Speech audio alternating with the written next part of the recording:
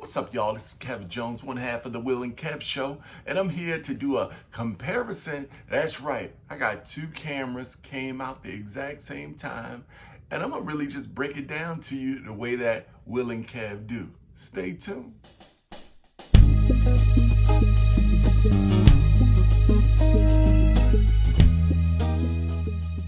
Well, check this out, I'm back, right? And I'm gonna break down today two cameras. One I got in my hand, the infamous Canon EOS RP, and the infamous baby brother of it, the Canon SL3. I wanted to compare both of them because nobody's comparing them on YouTube. And I know why. But some of y'all might get upset because besides showing you pictures and talking about them, that's not what this comparison is about. So let's jump right into it. You know how me and Will do. Our whole goal is to make sure that you get out here and start shooting right away. We don't want to break down these specs to the very last compound. We don't want to give you the deep details because truthfully, it doesn't matter, does it, right? I mean, the fact is, if you only have $600, there's only one camera we are talking about, the SL3, right? Maybe you got $1,100, $1,200 for just a camera. Then we're talking about this. Why would we ever talk about this, right? I'm gonna tell you the overweighing things that matter in this argument, right? Real simply put, one, this is an APS-C camera, which is 1.6 crop. That is when you were shooting in 1080p. But guess what? Canon refuses to allow you to shoot 24 frames a second while in 1080p on the SL3. That's just the truth of what it is, which means you have to shoot in 4K if you want 24 frames a second, which adds the additional 4K crop on that. For some of us, that's just not acceptable. If you don't know the difference because you're a first-time shooter, you may be able to work around it. As Will said in our last video, if you watch it, it should be up here somewhere. You know, necessity is the mother of invention, and it truly is. Sometimes you only got what you got, and you got to use what you got to get what you want. Just to speak on that, I'm gonna talk about this camera. You should see on the page real quickly all of the breakdowns and specs of this camera. Truthfully, I shot with this camera for over a year just because at the time I had really went strictly to Blackmagic Cinema and I never had a camera to shoot with. So when I got an opportunity to buy a camera, I decided to go with the SL3 because like many people, we were tricked to believe that you were going to get 24 frames a second in 1080p and 4K. For me, what really threw me off wasn't the picture quality, wasn't the speed of, the shooting. The only thing that threw me off is in most cases, I'm going to shoot in 1080p. I'm already at a 1.6 crop. I don't want to have to then add on an additional crop just to shoot 4K. Plus, when you're shooting with certain lenses, especially when you're talking about a 50 millimeter, it's easily at 1.6 and 80 millimeter. And if you're going to crop me even more, now I'm at 100 millimeters or further just for a regular lens. And I didn't want that issue with a DSLR. Now, what did that mean? I dealt with it for a year, right? But the reality is when I was able to upgrade, which means not upgrade, truthfully, I'm selling this camera. It has already been sold. If you're watching this right away, it's still on eBay right now, right around 500 bucks. I'm giving a nifty 50 or the Young Noel. And I just found out is that's crazy. Anyway, Y-O-N-G, what, N-G-U-O, Young. Yeah, you got it. You know what I mean. Y-O-N-G-N-U-O. It's actually, I learned that from someone from who was doing a presentation on the lens. So it's the camera with the lens. Right now it's like at $499, $500. If you're willing to spend $550 on that lens, it could be yours most likely. I recommend getting it. But with that $550 and a couple of extra bucks right now on Canon, In their refurb, you can get a RP for $899. There's a 10% coupon for Canon on Slick Deals, which brings this camera down to $809. That's right. So the difference of $200 and something, you can get this camera, and we'll go from there. So we're talking a few $100. Now it becomes a bigger decision, right? Which one? Ooh, I like that. I like that. I like that. I like that. So then you get into the simple comeback. Now we're in a full frame market. This is the cheapest full frame camera Canon has ever released. And when they released it limiting certain features. One of the same features, because remember, these came out at the exact same time. They didn't give you 24 frames on this camera. Well, I think they realized really quickly that any customer of theirs that is buying a full frame camera deserved 24 frames per second. So guess what happened? Canon added 24 frames per second to the 1080p on this camera, which means if I'm shooting with my nifty 50 on this camera, guess what? I can shoot right at 50 millimeters in 1080p. Yes, it's true. In 4K, they are still cropping. And I think the crop is, don't quote me on this, but if it's different, I'm gonna put it on the screen, 1.74 crop. So that puts you right around 90 plus to shoot 4K on a 50 millimeter. All of the other features from a camera perspective, photography seem to be good. From video, they didn't give you an offer of C-Log. I don't think they're ever gonna do that because they feel like if you really wanna do video, you need to spend the extra money. But EOS HD and a whole lot of other professionals have created their version of C-Log.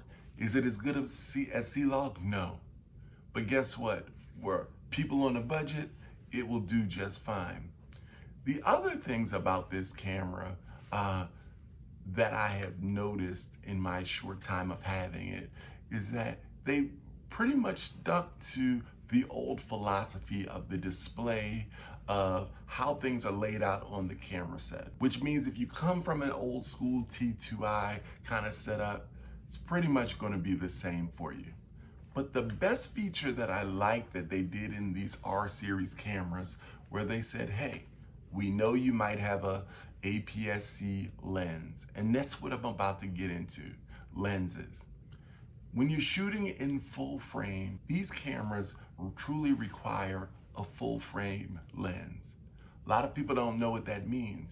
That means that 18 to 35 Sigma 1.8, one of the greatest lenses ever created, really does not work with a full frame camera. The Takina 11 to 16, Sigma and Tamron 17 to 50s, all of those great lenses were created for APS-C cameras. One of the great things Canon did, and what I like about this camera, is now it recognizes when you put an APS-C lens on your camera, which means it automatically converts it to a APS-C size crop, 1.6. Now, for some of you new people starting, that's perfect. And why is it perfect? Because you now can say, I don't have to rush to upgrade my lenses. If you're a new person starting out, that also may be a big difference between these two cameras, the price of a lens. Do you go at APS-C, or should I say EFS lenses, or do you jump into dedicated EF lenses, or the even more expensive lens, the RF lens for these cameras? That's really up to you. But here's what I was saying about the lens. These cameras will recognize your EFS, your APS-C sensor created lenses, and switch this to a 1.6 crop. Hopefully that encourages people to even take the next step up to the full frame for the few extra dollars.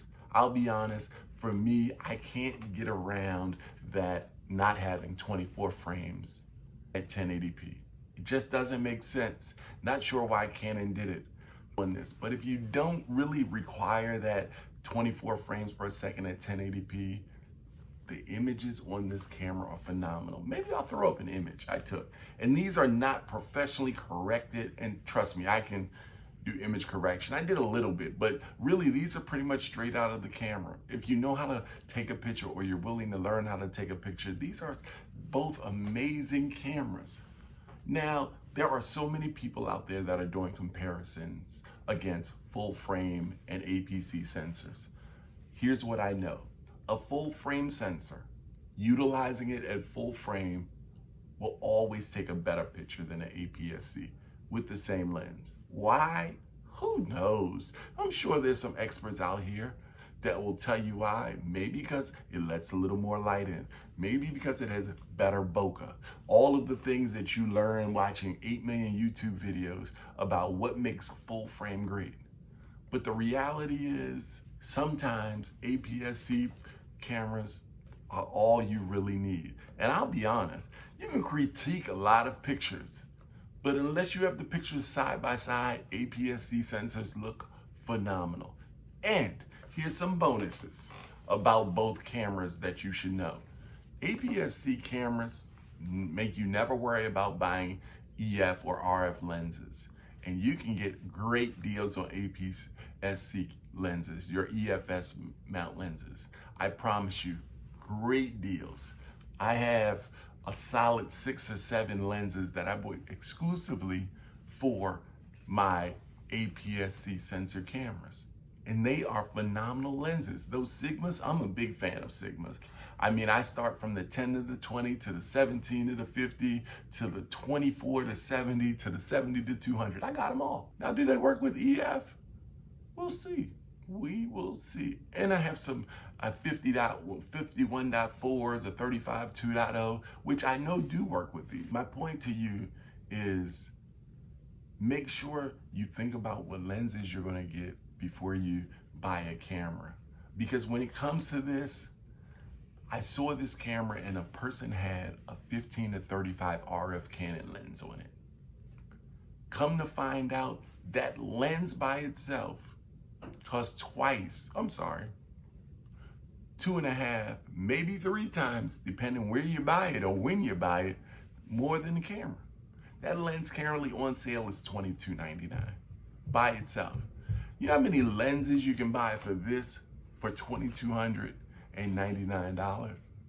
And people will say, well, it got image stabilization. It's a 15 to 35. It's full frame. It's the new RF mount, which Canon is going to away from the EF. And I don't know if that's true. I read that on Canon Rumors and all of those websites. But with that said, those lenses are way more expensive. So keep that in mind when buying it. So in conclusion, y'all, here's what I want to tell you. As we do on the Will and Kev Show, it's never about the hardware. It's really about your desire and your ability to get out here and take pictures, make movies, do whatever makes you happy. And if you only have the money for the SL3 or the M50, get it. Now that's a whole nother discussion, SL3 versus the M50, but it's a ton of YouTube videos on that. If you only have the money for an APS-C sensor, get it. Because they are great. They will give you phenomenal looks, phenomenal images, and as long as you stay tuned to Will and Kev, we will make sure that you have everything you need. But let's just say you got the few extra bucks to spend. Bingo! That's right, step up to RP. Some people may say, boy, I got a couple of extra big bucks to spend, and they step up to the R, or the R5, or the R6, and they put those $2,000 lenses on it. More power to you guys. Right now, I got 5 cameras sitting in my house. And guess what? They all serve a purpose. I don't really have the money to spend on the big boy lenses and the big boy cameras.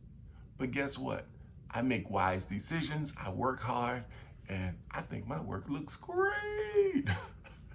Anyway, make your decision, make it wise. Hopefully the information I gave you helps. And as always, until the next time, tune into the Will and Kev Show. Don't forget to like us, comment, and subscribe.